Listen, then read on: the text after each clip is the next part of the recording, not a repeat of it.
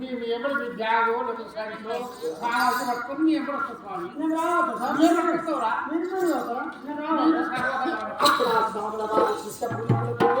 ఏ రాగలుగుతున్నాడు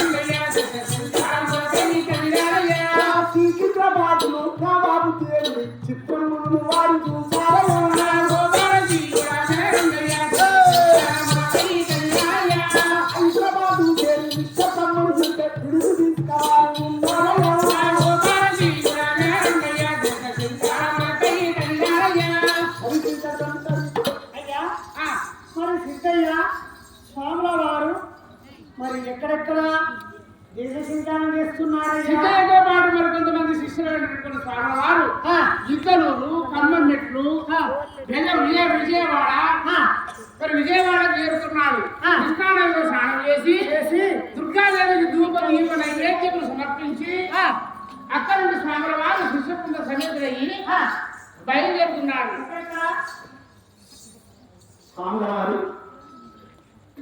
కందిమల్లె పిల్లలిచ్చి బయలుదేరాడు. అటు రాయలసీమ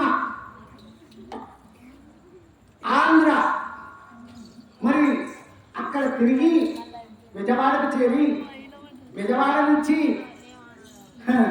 ఖమ్మం చేరి ఖమ్మం నుంచి మార్కాపురం నుంచి ఎక్కడ చేరుకున్నాడు? వరంగల్ చేరుకున్నాడు. వరంగల్ రుద్రమాదేవి వేరుగల్లు కోటను దర్శించుకొని 1000 స్తంభాల దేవాలయాన్ని దర్శించుకొని ఎక్కడికి చేరుకున్నాడు? నిజామాబాద్కు చేరుకున్నాడు. లాతూర్ అనేది అంటే చూడండి, అప్పుడు లాతూర్ జిల్లా మహారాష్ట్రలో ఉంది కదా, అది మన తెలంగాణలో లేదు. మనకు స్వతంత్రం వచ్చినప్పుడు దాన్ని కట్టాలిచ్చారు.